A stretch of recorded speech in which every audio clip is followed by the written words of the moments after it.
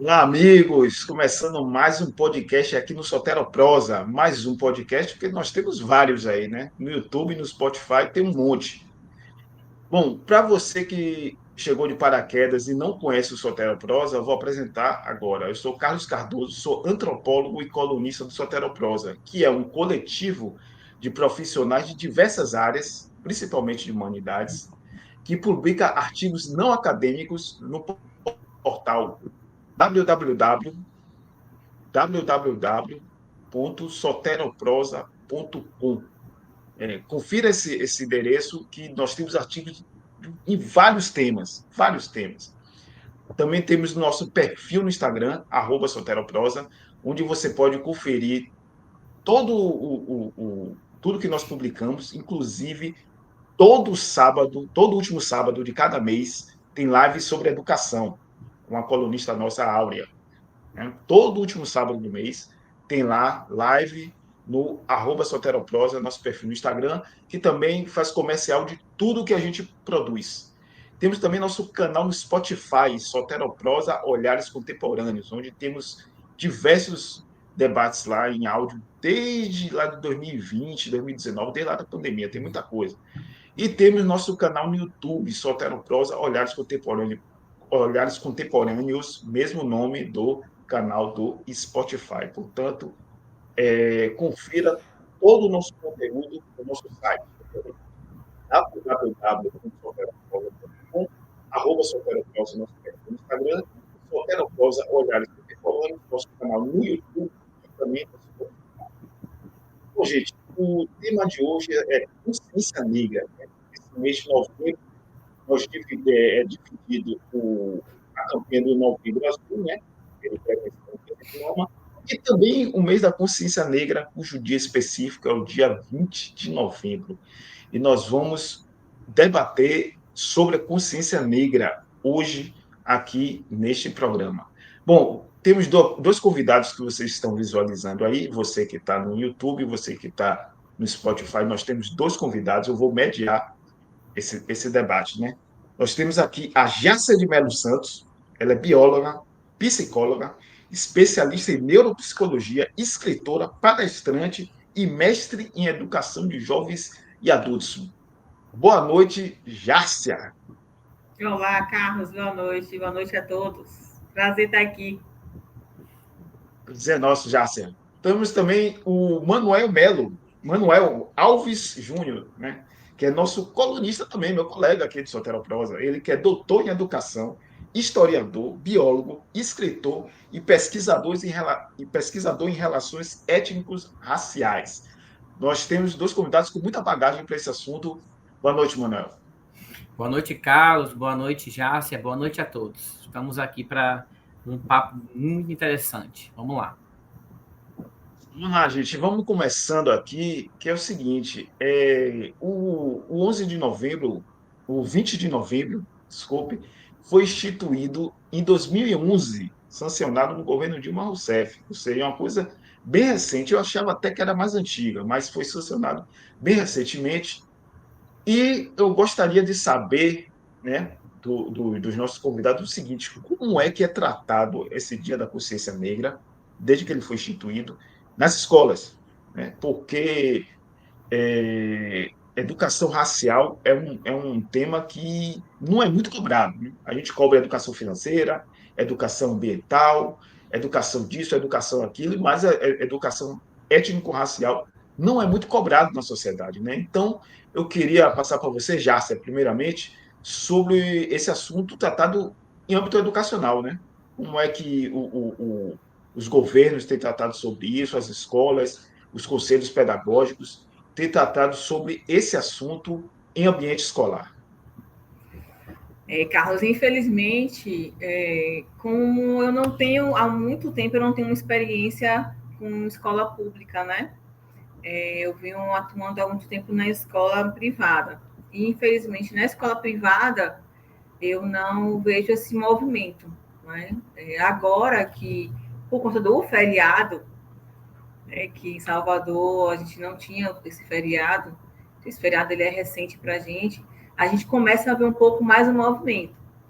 mas até então a gente não tinha esse movimento, sabe, nem comentário, né? Eu acho que Manuel, por estar mais na escola, no movimento público, né, federal, a gente pode dar um olhar diferente. Mas no privado, infelizmente, a gente não tem esse olhar, assim, então... Na escola pública não é muito diferente, não, Járcia. Sabe que o que eu percebi, o que eu percebo na minha vivência enquanto docente, né, mais de 20 anos de docência aí, é que essa data, ela surgiu como uma data forte, com 20 de novembro, com relação aos Zumbi dos Palmares, né? E aí, a partir dessa pressão de movimentos sociais e tudo mais, que eu percebi que ela passou a ser instituída como uma data oficial no governo Dilma, como o Carlos falou, mas para a gente ter uma noção que só depois, aí continua a pressão, porque não era uma data ainda feriado nacional, né? Como é que pode o Brasil, o país que mais recebeu pretos escravizados, o último país a abolir a escravidão, né? Como é que pode esse país, com todo esse legado que ainda existe hoje, que ainda está aqui em cada esquina do nosso país, como é que pode um país desse não ter sido, essa data não ter sido instituída como feriado logo, né? E aí, diante de tantas pressões, é que a data, de fato, começou a ser feriado. Agora, esse é o primeiro ano, né, que ela é feriado. Ano passado, no 20 de novembro, que não foi feriado, foi anunciado que seria feriado, e aí, nesse ano, pela primeira vez, foi instituído. Mas eu acho que é importante... Diga. Eu acho que é importante, Manuel, que seja feriado, mas que não só o feriado para que os estudantes fiquem em casa apenas, né? Mas o que eu vejo na instituição que eu ensino é que, assim, vamos fazer o quê? E agora? É feriado, vamos fazer o quê? Ainda estão meio perdidos, sabe? Como é que a gente vai trazer esse tema agora? Como é que, para que não ofenda, para que não fique parecendo que a gente, né? Eu percebo que estão meio perdidos, assim, pelo menos a visão que eu tenho do lado de cá é essa. Não pode ser mais uma data banal, né? Só um feriado ficar em casa, o pessoal curtir o feriadão, etc. Ela precisa continuar com essa resistência que já vem de alguns anos, né? Torcer para que isso continue, mesmo no dia do feriado, né? Exato. Com relação à parte da educação, sabe, Carlos, Járcia, e você que está aí nos ouvindo, nos assistindo, o que eu percebo é o seguinte: você vê que precisou o governo Lula, em 2003, né, sancionar a lei 10.639, que trazia a obrigatoriedade do ensino de História e Cultura brasileira, e depois, em 2008, acrescendo a parte indígena. Então, precisou ter essa lei, porque a historiografia, os conteúdos curriculares, era tudo embranquecido, né? Então, precisou ter essa lei para começar a enegrecer um pouco, já que nosso país é constituído por maioria de pretos e pardos, né?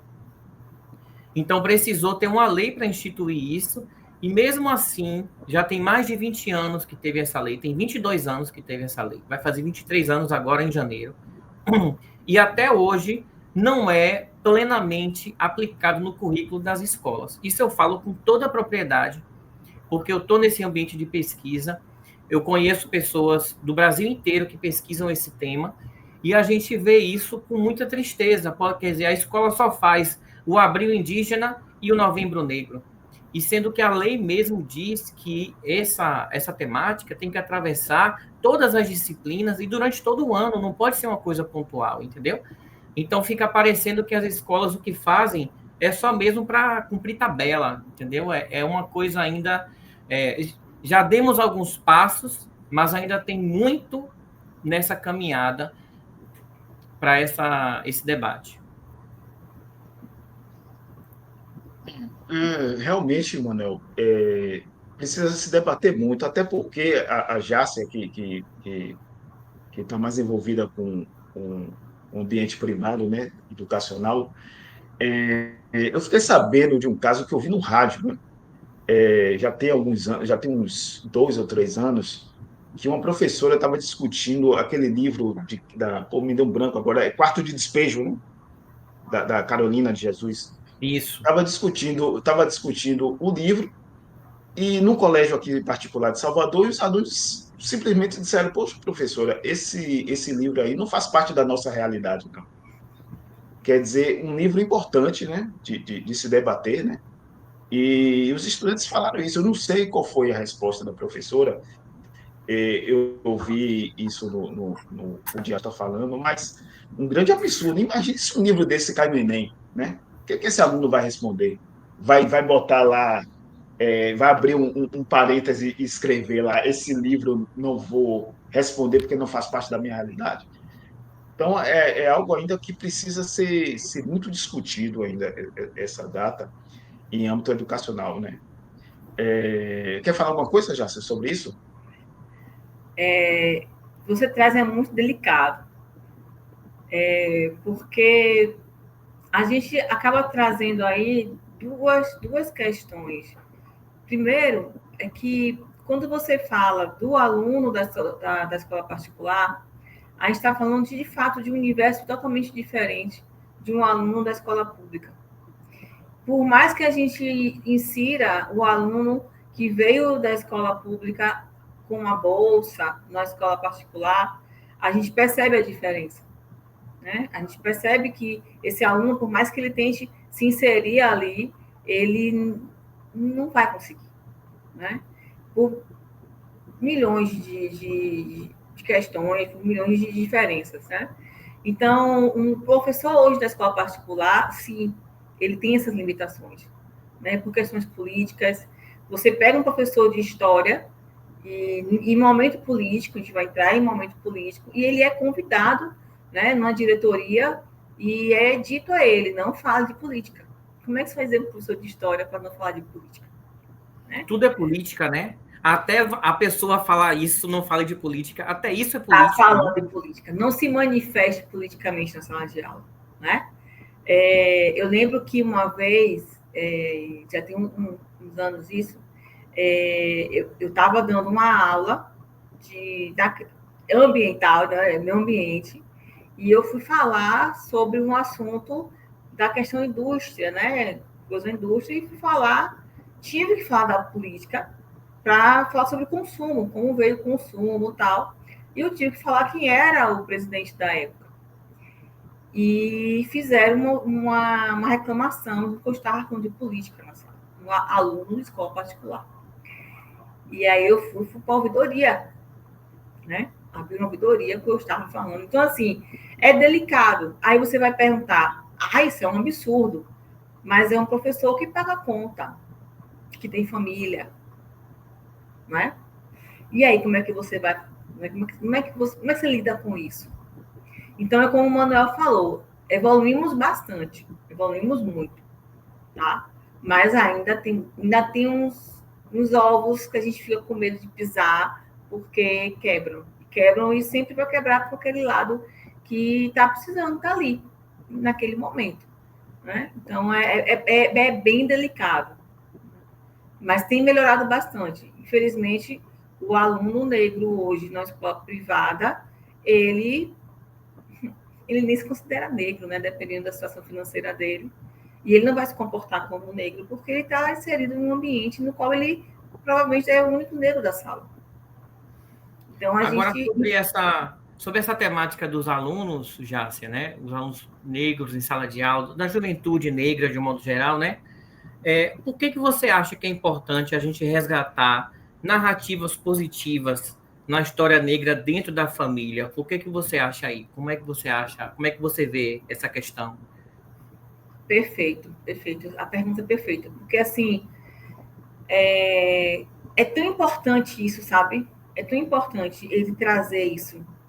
A família mostrar para esse jovem que de onde o que ele pertence, de onde ele vem, sabe?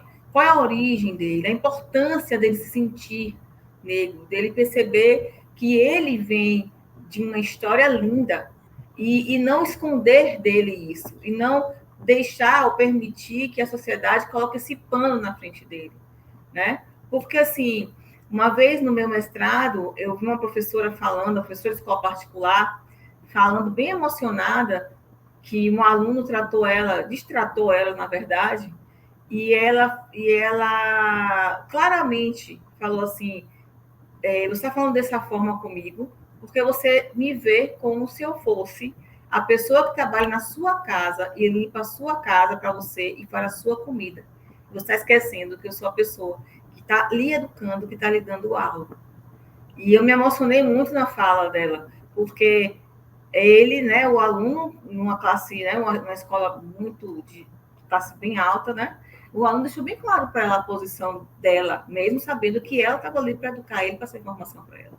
Então, o aluno tem que saber da onde ele vem, né, a origem dele. Você é negro, você tem, por mais que você esteja nessa posição aqui, você vem de uma história muito linda. E é importante que ele se perceba. Como psicóloga, o que mais a gente percebe é exatamente esses traumas, vou chamar assim de trauma, né? Dos negros, que na fase adulta vem com crise de ansiedade, vem com muitos medos, medo de sair, medo de estar em lugares que não tem negros, medo de, sabe? Por quê? Porque não conhece a sua história, não sabe se defender, não sabe se impor, não sabe aonde, né? Aquele lugar pertence a ele também.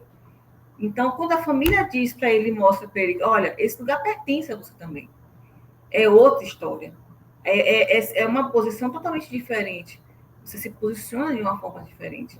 Então, se você traz um medo histórico da sua família, dos seus ancestrais, você não sabe se colocar. Então, é importante que a família mostre, né, como foi que você chegou até aqui e como você vai se comportar. Aí você fala em comportamento, né? Me vem na mente assim, né? Você, enquanto psicóloga, como é que o corpo negro, né, é percebido socialmente? Como é que isso pode afetar suas emoções e seu comportamento, né? Manuel, você me fez lembrar agora. Sabe aquele ator Zulu? Sim. Não sei se vocês conhecem. Sim. Rafael, né? Ele... Rafael Zulu, se eu não Rafael me engano o Zulu. nome. Você lembra, Carlos? Ele tem uma entrevista que eu estava vendo dele, e ele falando assim que o corpo dele, toda vez que ele chegava, ele é muito bonito. E o corpo dele, toda vez que onde ele ia, perdão, ele era muito visto do lado sexual mesmo, né? E que ele, por um bom tempo, isso fazia com que ele se sentisse máximo, né? Porque o negro ele é visto como, né,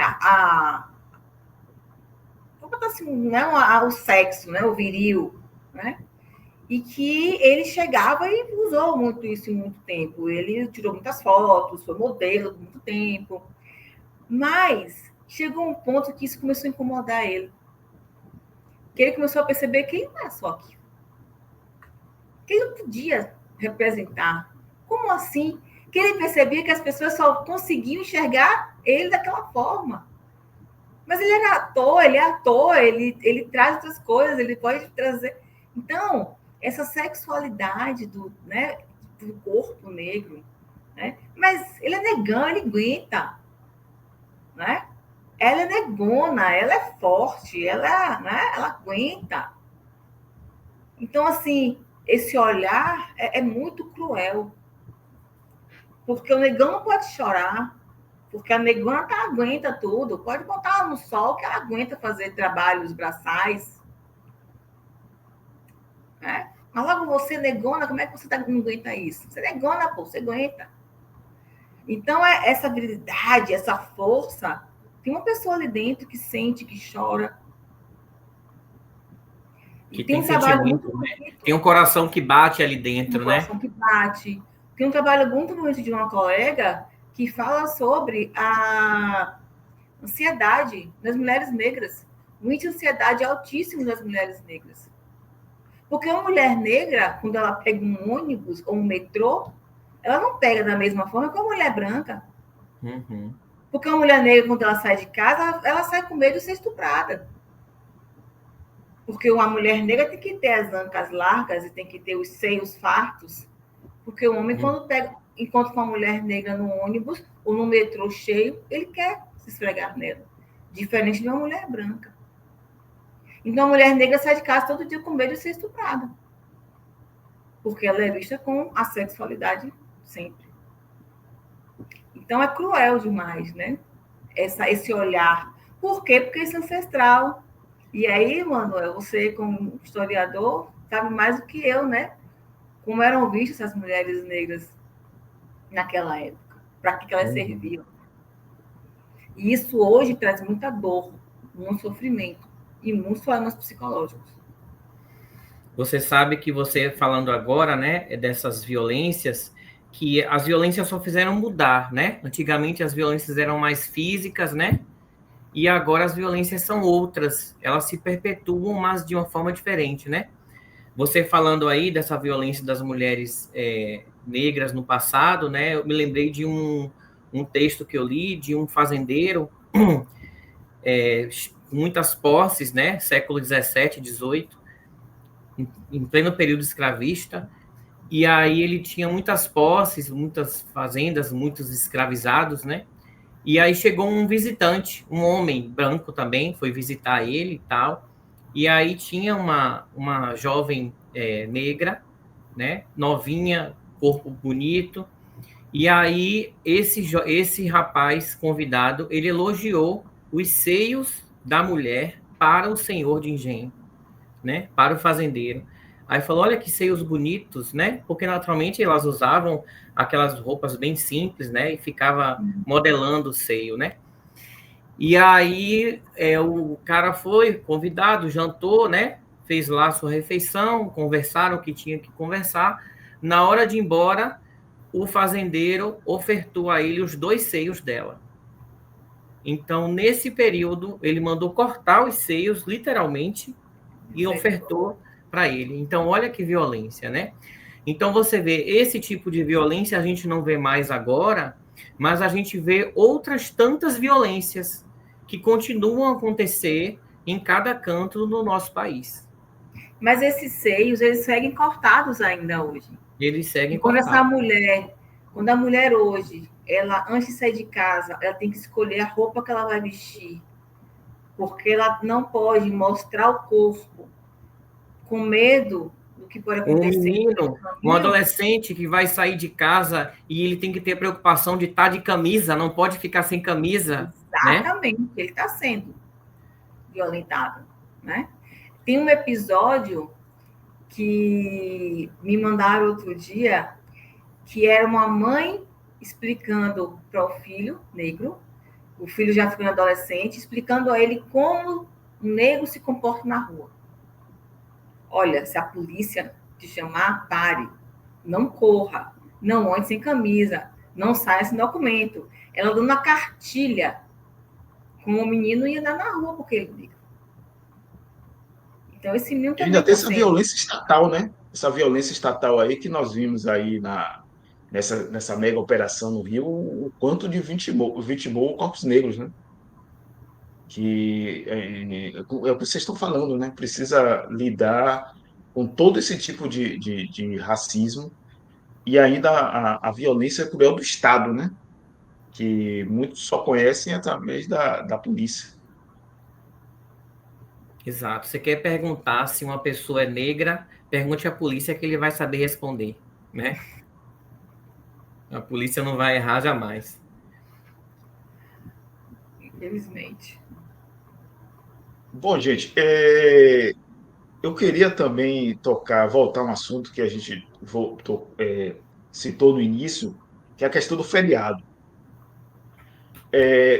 Quando foi instituído esse Dia da Consciência Negra, me parece que era instituído feriado em alguns estados, Rio, São Paulo e outros.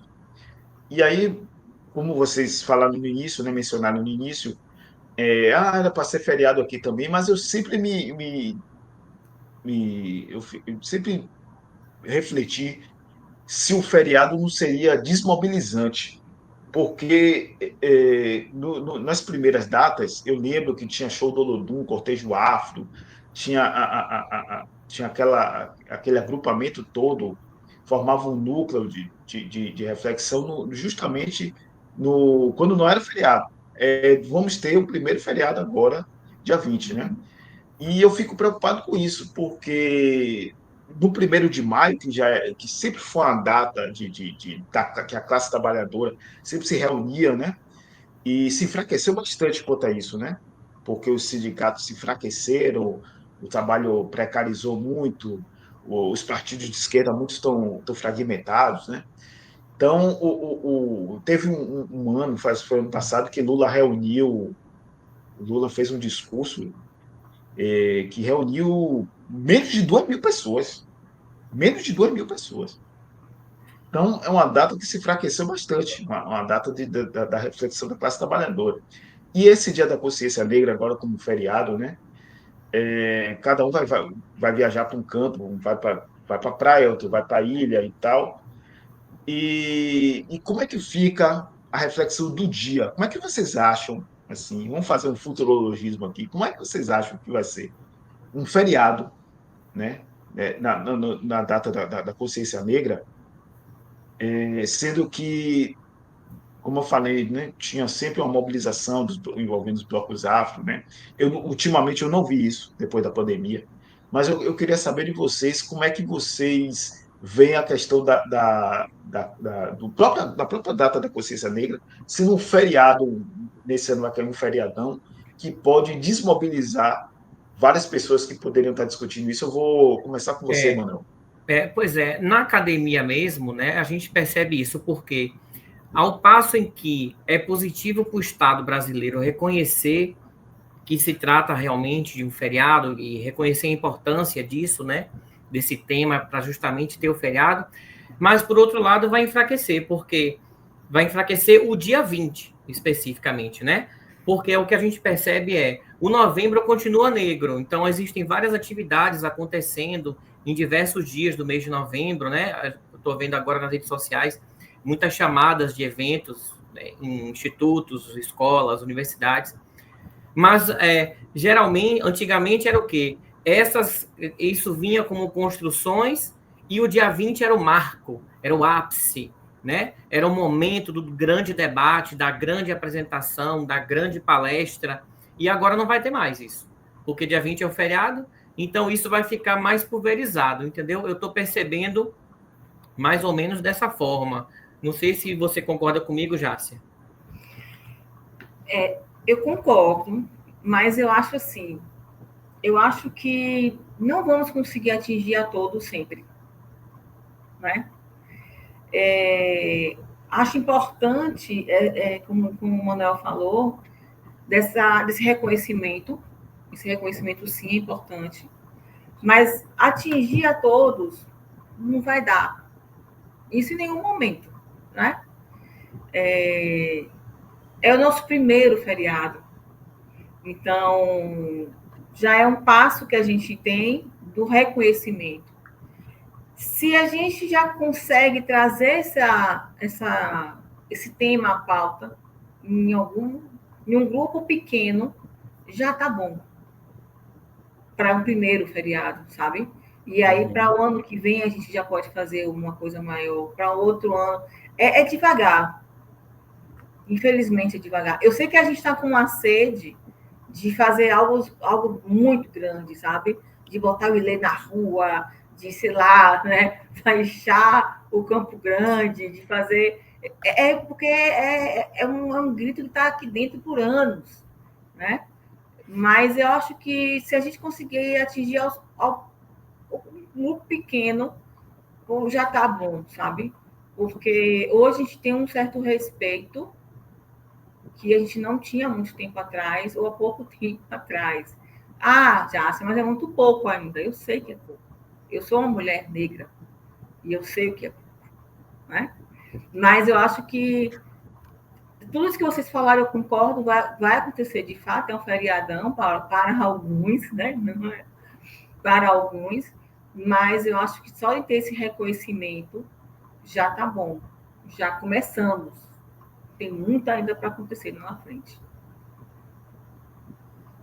E esse ano, particularmente, como o Manuel falou, tem muito evento divulgado ao longo do mês, né?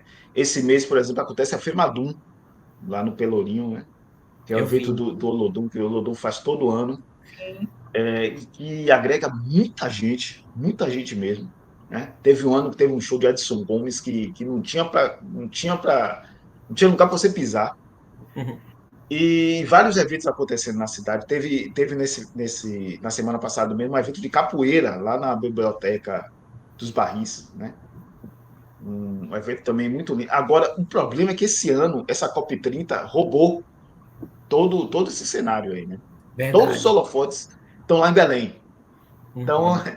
é uma COP que vai terminar ainda sexta, começou segunda-feira passada, já teve uma pré-COP e vai terminar no dia 21, nessa sexta aí. Então, 2 semanas de COP, então roubou tudo, né?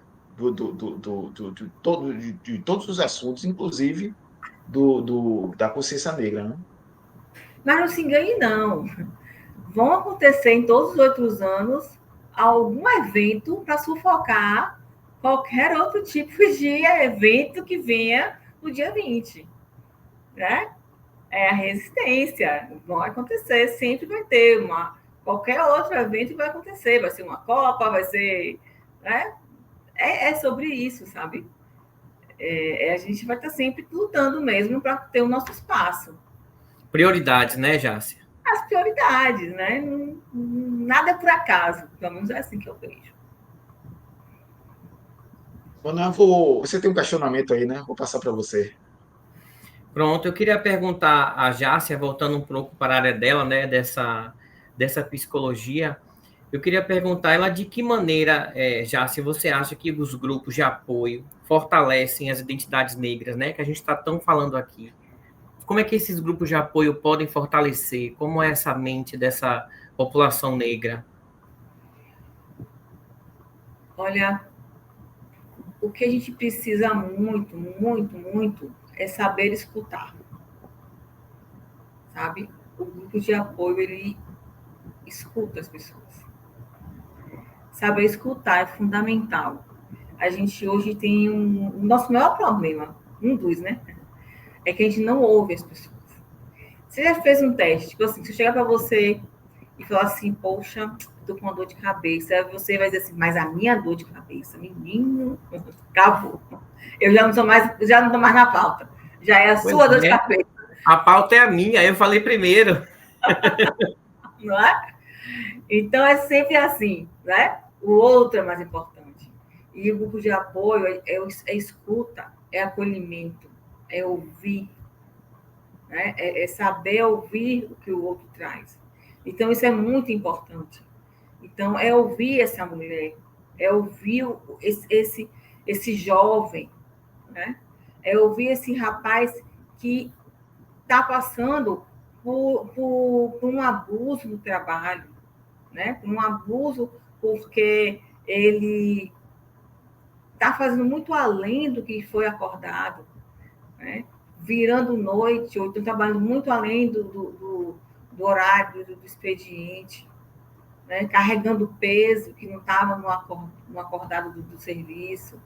Então, assim, é o escutar, né? Então, a psicoterapia, ela vai muito além de só apenas acolher, mas o escutar, o ouvir o que o outro tem para dizer, deixar ele botar para fora, porque são anos e anos e décadas de coisas que estão aqui dentro. Às vezes eu não sofri o medo, mas meu pai sofreu, minha mãe sofreu, minha avó sofreu, eu trago de muito longe esse medo, né? Então, os grupos, eles fazem isso, Manuel. Ele traz para a gente esse desabafo, sabe? E aí acaba trazendo também a força de dizer assim, não, eu sei qual é o meu lugar agora, eu sei até onde eu posso e eu devo ir. Né? Então, isso é muito importante. Pois são necessários, né, cada vez mais grupos desses de apoio para as pessoas negras, principalmente, né, que são tão, que tem esse histórico, né, tão sofrido, e que a gente chega até os dias atuais e quando você vai olhar as estatísticas, são os que mais se suicidam, é a maior população do sistema carcerário, né? Então, são os que menos estão na universidade. Então, a gente vai pegando todas essas estatísticas, né? E todas elas se encontram. E aí, inclusive, um aluno meu me perguntou hoje na aula, eu passei o filme Medida Provisória e a gente depois discutiu, e aí um aluno veio me perguntar, professor, você acha que até quando tem que ter as cotas raciais? Vai ter que esperar, as cotas devem estar presentes durante mais de 4 séculos também, né? Porque eu expliquei a eles que o primeiro navio negreiro chegou em Lisboa em 1441. E o Brasil foi o último país do Ocidente a abolir a escravidão em 1888. Então, foram 447 anos de escravidão atlântica, né? E aí ele me perguntou, então a gente vai ter que ter 447 anos de cotas raciais nas universidades? Eu disse a ele que não. Eu acho que as cotas têm que ser mantidas até que esses índices que a gente acabou de citar, população carcerária, negros e brancos na universidade, né? E outros índices diversos, até que esses índices todos estejam equiparados. Aí sim a gente pode começar a pensar em tirar as cotas raciais, sabe? São detalhes assim que a gente passa com relação a essa questão toda de comparação, né, desses índices, etc., que a gente passa e que, na verdade, acaba sendo normalizado, né? Então, muitas vezes, enquanto um racismo estrutural que a gente tem, sabe, Jássia, Carlos, quem estiver aí ouvindo, eu ouvi eu vi um meme, né, uma postagem, na verdade foi uma reportagem, uma deputada, aquela deputada da tiara de flores, ela posta fotos com vários fuzis. Então, ela ali é o quê? Defensora, né? Contra a violência, né? Em prol da segurança pública. E aí, aquele Oruan, que é um MC, né? Eu tenho minhas questões com relação a ele, mas, de qualquer forma, a fala dele foi muito correta quando ele disse o seguinte: se eu postar uma foto com um fuzil, é apologia ao crime, né? Se ela posta uma foto com um fuzil, o mesmo fuzil é em prol da segurança pública, né? Então, assim, não tem 2 pesos e 2 medidas, né? A régua é bem diferente, a régua que bate em um, a régua que bate no outro, né? Esse tipo de coisa, assim, faz a gente refletir, sabe? E é importante a gente botar essas estrelinhas, assim, na cabeça, para a gente poder refletir e pensar, assim, realmente, tá vendo? Então, ou seja, quando a gente pensa, a gente percebe uma coisa dessa, é racismo que tem ali, sabe? É esse ranço histórico que está presente ali daquela forma, né? O que você acha, Jássia?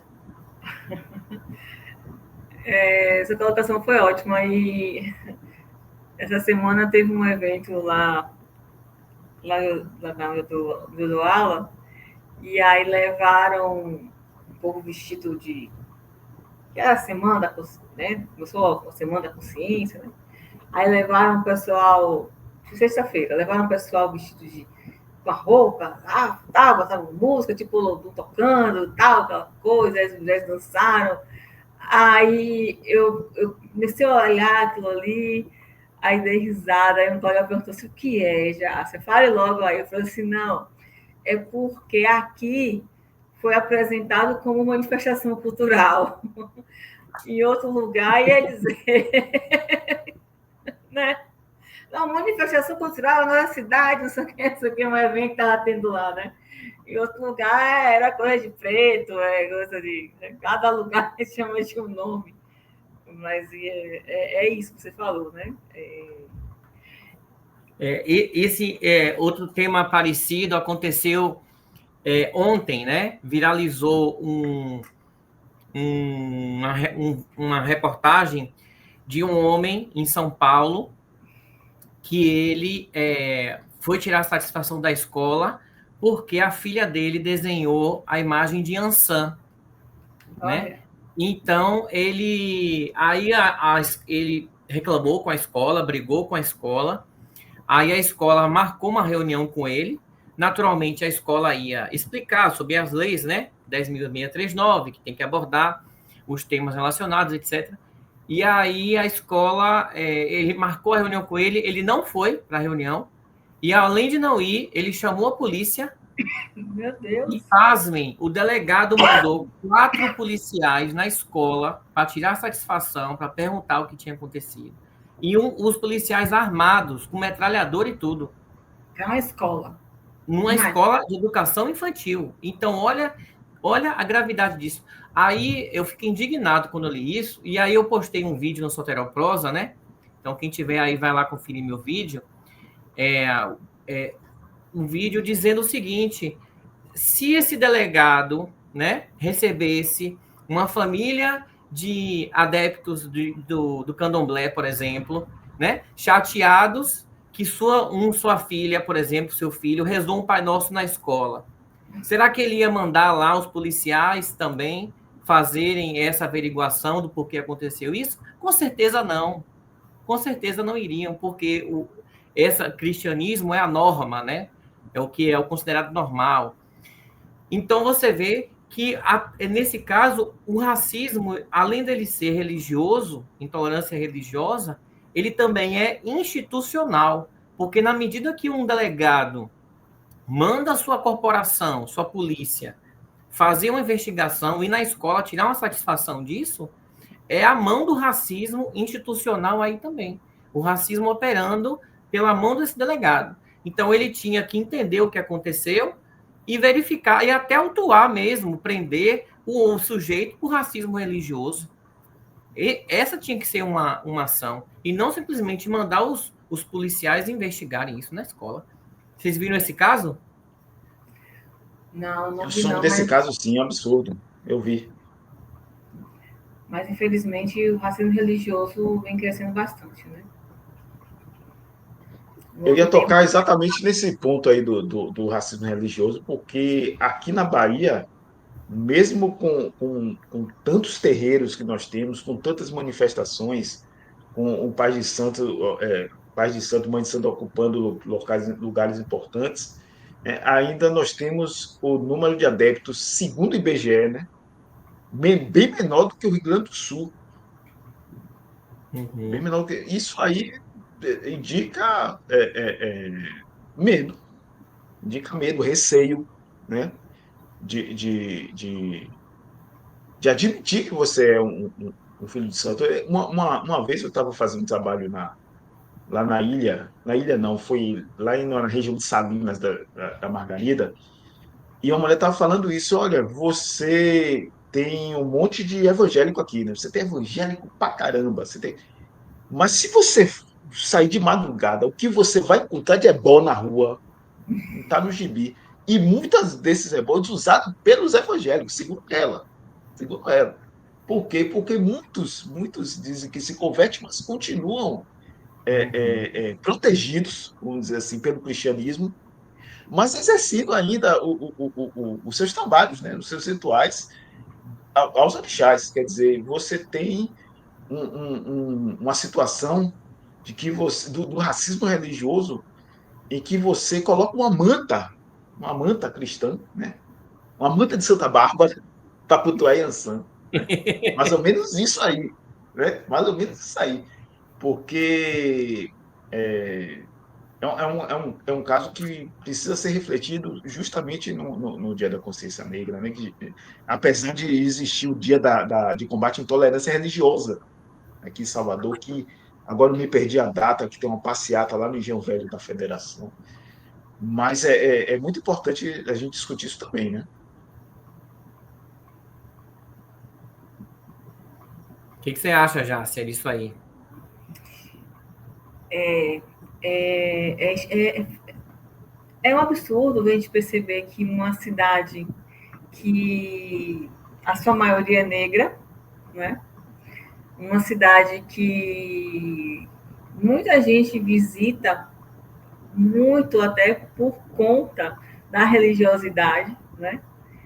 Não tem esse que vem para Salvador, que não queira conhecer um terreiro, que não queira, que não vá na Lagoa da Baeté para ver os orixás que estão ali, que tirem fotos dos orixás da Lagoa da Baeté, que ache bonito, feio, não sei, mas que tenha curiosidade.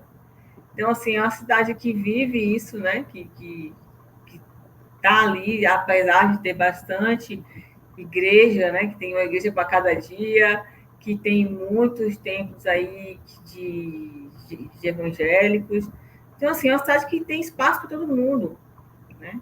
Mas que você vê pessoas sendo retiradas do Uber porque está vestido de santo, né? Pessoas que não podem circular com sua roupa de santo em lugar nenhum porque são discriminados, terreiros que são demolidos e por aí vai, né? Então, é triste ver isso, mas a gente é mais uma defesa, né? Se eu tenho que saber me comportar por ser... desculpe.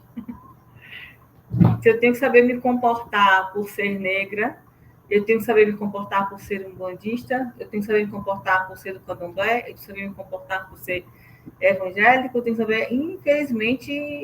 Exato. Coisas que não são ditas, né? Você tem que se comportar que você é cristão, você tem que se comportar porque você é branco, tá indo no shopping, né? Isso não existe, né? Exatamente. É a régua, aquela mesma régua que a gente falou, que ela bate diferente nas pessoas. Exatamente. Isso causa traumas tão... Sabe, eu tive um paciente que ele me falou assim, eu não gosto de ir no Salvador Shopping, eu não vou no Salvador Shopping. E aí eu perguntei para ele, mas no Salvador Shopping, por quê? Porque é shopping de rico. Aí eu falei, Salvador Shopping é shopping de rico? Assim, as pessoas me julgam quando eu vou no Salvador Shopping. Na cabeça dele. O trauma dele era esse. Que Salvador Shopping é shopping de rico. E quando ele ia no Salvador Shopping, as pessoas julgavam ele. Então ele não ia no Salvador Shopping. Olha que louco isso, né? Verdade. Então, olha como colocam a gente em certos lugares, né? Colocam as pessoas em certos lugares. E você vai vivendo isso. Você vai entrando nessas caixinhas sem perceber, às vezes. Então, para ele, shopping era Piedade, era Lapa, era o shopping de bar, shopping pequeno, mas Salvador Shopping não. Salvador Shopping no outro. Então, isso, um menino negro dizendo um universitário, mas que já se colocava naquele lugar. E um menino negro universitário na capital, na cidade mais negra fora da África, né? Você vê como é essa questão. Você sabe que eu lembrei agora de uma palestra que eu dei para um Instituto Federal do Paraná. Então, Paraná, maioria de pessoas brancas, né? Por conta da colonização, né? Dos imigrantes que vieram, etc., por branqueamento da população, aquela coisa toda. Então, aí eu estava nessa palestra e aí falando, né, dessas questões raciais e tudo mais, falei sobre a questão da eugenia, que é a minha tese de doutorado, falei algumas questões de branqueamento, de combate ao racismo, dessas coisas todas. E aí uma professora pediu a palavra e ela disse que ela vivenciou a seguinte situação. Ela estava num campus, né, do instituto, e aí tinha acabado de chegar um professor novo, um engenheiro preto, né? Um engenheiro preto num campus do Instituto Federal do Paraná. E aí estavam numa confraternização, né? E aí o próprio diretor, o diretor da instituição, né? Ele, quando foi apresentado para esse rapaz, não precisou dizer, olha, esse aqui é professor. Então ele só foi apresentado e ficou ali na confraternização. Aí, lá pelas tantas, o diretor falou, cadê o professor novo de engenharia que eu não estou vendo aqui? Aí ele falou, não, o professor sou eu. Quer dizer, ele achou que era qualquer pessoa, uma pessoa dos serviços gerais, uma pessoa, né, um terceirizado, até um técnico administrativo, mas ele não pensou que aquele que estava ali, que foi apresentado, poderia ser o novo professor da engenharia. Né? Então você vê como o racismo vem sempre na frente, sabe? E depois essa professora que fez esse relato para mim, ela disse que depois o próprio diretor pediu desculpas e tal, percebeu que ele tinha cometido um deslize, o deslize, né, entre muitas aspas, né? É racismo, não tem outra palavra, isso é racismo, né?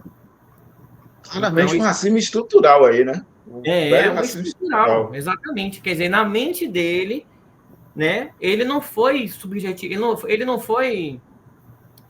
não quis cometer um racismo intencional, mas ele está tão subjetivado na sua mente, né, de que o professor engenheiro que viria teria que ser branco, né? Então ele já estava tão enraizado isso na sua mente que para ele aquele rapaz ali jamais poderia ser um Quantas engenheiro, e né? quantas vezes você não está numa loja e a pessoa bate, ô moça, você paga quanto custa isso aqui? E você vira e fala assim, não trabalho na loja, não. Exato, Me diga um né? negro que não passou por isso. Eu já Pois passei. é. Eu tenho, Você eu deu esse tenho, exemplo do. Você deu esse diga, exemplo do Paraná, poderia acontecer aqui em Salvador também, mano. poderia. Porque lá na Você UFBA vê, eu não lembro de professores negros lá na UFBA que eu tive, que eu não estou lembrando aqui, professores negros, que eu peguei matéria. Havia professores negros lá, mas que eu peguei alguma matéria com ele, eu não estou me recordando aqui. uhum. E você vê, e eu lembrei, quando ela contou esse caso, eu lembrei de um caso de um amigo meu aqui em Salvador, né? Que ele é preto, né? Bem retinto, e ele é fisioterapeuta do Hospital Aliança, olha, né? De um grande hospital de Salvador.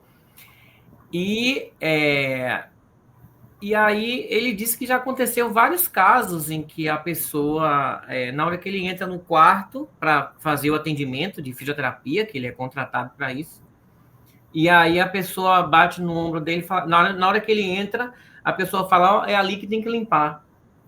Aí ele, com toda a educação, ele fala, não, eu não vim limpar, eu vim fazer a fisioterapia do paciente. Então, isso ele diz que já perdeu a conta de quantas vezes isso aconteceu. E nós estamos falando de Salvador, a cidade com mais pretos fora da África, né? Novamente eu repito isso. Então, você vê que o racismo ele está em todos os lugares. Eu costumo dizer para meus alunos que ele está em cada esquina do nosso país. Ele está em cada mente do nosso país. Eu digo para os nossos alunos que nós aqui também nessa sala, reunidos, né? Você que está aí ouvindo esse áudio agora, ouvindo esse vídeo, todos nós fomos educados com base nesse racismo estrutural. Cabe a cada um de nós se desconstruir dessa forma. Esse sempre é o recado que eu deixo para os meus alunos. E sabe o que é importante É, também, Manu? Desculpe, Carlos. não continue, Jace. Você perceber que você está passando por esse momento.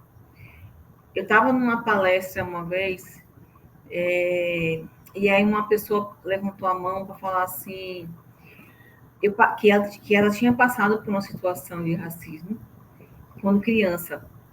E a mãe, né, reforçando aquela pergunta que você fez lá atrás, a mãe sentou com a filha e falou assim, filha, senta aqui. Você acabou de passar, você passou. Lembra quando a sua amiguinha falou assim, assim, assim, do seu cabelo? Foi um momento, foi um racismo. Não, mãe, foi uma brincadeira. Não, não foi uma brincadeira. Foi racismo. Eu vou te explicar o que é racismo. E quando ela falou assim, assim, assim, do seu cabelo, ela foi. E ela contando isso, né, na palestra, ela falou assim: eu não sabia que aquilo era racismo. Então, quando eu era criança, minha mãe foi me explicando, porque eu estava levando aquilo como uma brincadeira. Então, essa pessoa, se ela não tivesse tido essa orientação em casa, ou na escola, ou seja lá onde for, cada um, né, tem os seus meios, ela ia achar que sempre é uma brincadeira. E aquilo ia ferir ela por dentro, e ela ia ficar uma adulta sem saber por que, que tinha alguns traumas, alguns medos, alguns. Né? Porque, não, é brincadeira. Aí a gente acha hoje que tudo agora é mimimi, né? Mimimi. Não, porque está aqui dentro. Essa dor, ela está aqui dentro, desde lá na infância, que eu tive que achar que era brincadeira. Falar do meu cabelo, falar da minha cor, falar dos meus lábios, do meu nariz largo, porque é brincadeira, né? fazer chacota da minha aparência, ou virar piada do meu cabelo. Então, quando a criança ela é instruída, ou quando o adulto, perdão, quando o adolescente é instruído a se posicionar, que não é brincadeira. Meu cabelo é bonito, sim. Meus cachos são lindos. Meu crespo maravilhoso. Né? Então, eu vou entendendo que o que o outro está fazendo comigo é uma agressão. E eu vou me emocionando para essa agressão. E aí, para ela, a pessoa na palestra foi mudando as coisas, até na hora, não. Então, aquela amiguinha não presta, aquela amiguinha é feia, aquela amiguinha é feia.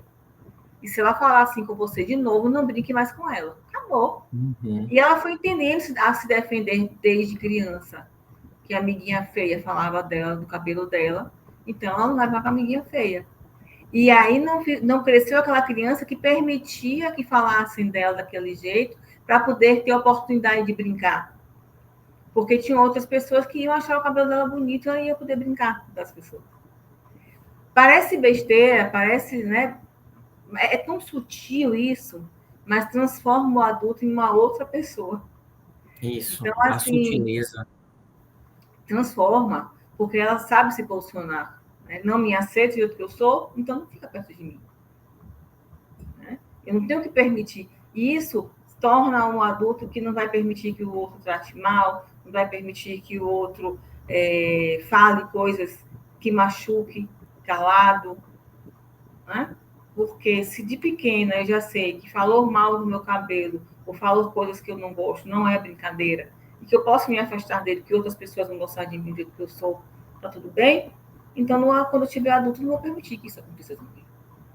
Então, é muito importante a gente ter esse olhar, né? Para evitar que as coisas cheguem a... Então, Carlos, quando a gente fala assim, poxa, mas a gente vai atingir pouca gente ou quase ninguém, essa pessoa que a mãe chamou e falou assim, isso é racismo, minha filha, ela já mudou alguém. Nessa história que ela contou numa palestra, ela já mudou alguém. É aquela formiguinha mesmo. O trabalho de formiguinha, né? Justamente, verdade. Tem algum ponto a abordar aí, Manuel, ainda? Olha, se a gente for ficar conversando aqui, eu Vai até acho que a gente não para nunca, né? Eu fui olhar aqui agora para a gravação, já tem 1 hora quase, e o tempo passa que a gente nem vê, né? Com a gente falando desses temas que trazem reflexões, que trazem esses pontos, a gente entender como funciona nosso país, nossa sociedade. É muito... Você vê que o tempo passa que a gente nem percebe. Pois é, muita coisa a ser tratada, mas vamos ficando por aqui, né? Vamos ficando por aqui.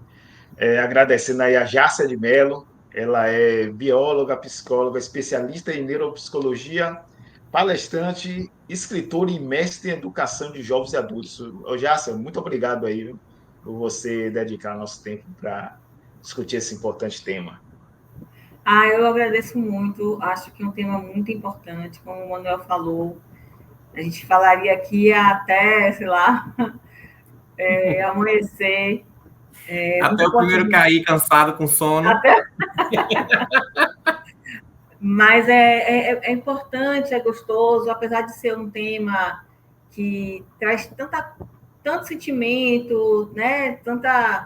Mas tem que ser tratado com leveza, tem que ser tratado de forma séria. Em alguns momentos, né? A gente fica meio... porque é isso, é uma mistura, né? Que é sobre nós. Quando fala da gente, a gente vê as emoções. E isso é legal. É sinal que a gente se importa ainda com o outro. E se importar com o outro é importante, né? Se a gente está trazendo esse tema agora, se a gente está discutindo sobre isso, se a gente está parando para falar sobre isso, é porque a gente ainda se importa com o outro.